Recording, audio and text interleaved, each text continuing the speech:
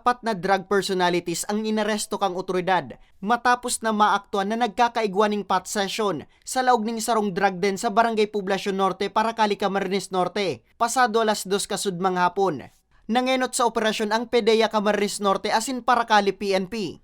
Sigun sa operatiba, haloy na nindang pigmamanmanan ang hiro kang drug den maintainer asin target kan sa indang operasyon na si Rachel Gascon, 28 anyos. Apwera kay Gascon, arestado man sinda Ariel Gulani, 28 anyos, Richard Palisa, 29 anyos, asin Jose Buena, 51 anyos na enterong residente kang nasambit na barangay. Itong si Rachel tapos itong kalibin niya na si Ariel Gulani, kakasuhan mo po siya ng Section 5, selling, Section 6, maintenance of drug den, tapos Section 11, possession of dangerous drugs, Section 12, possession of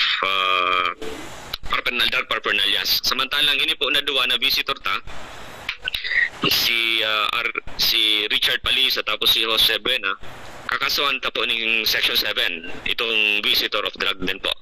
Nakumpiskar sa mga suspechado, an onseng transparent plastic sa shaylaw ang pigtutubuda na shabu na may gabat na 16 gramo, asin 108,000 pesos ang street value.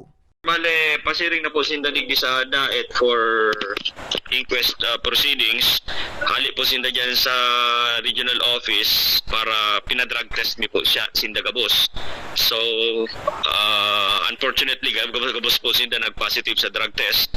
Mientras tanto, base sa datos, ininang ikapitong dakulang operasyon kan PDEA Camarines Norte kontra illegal na drogas sa bilog na probinsya. Para sa mga baretang Tatak Bicol, Nomer Corporal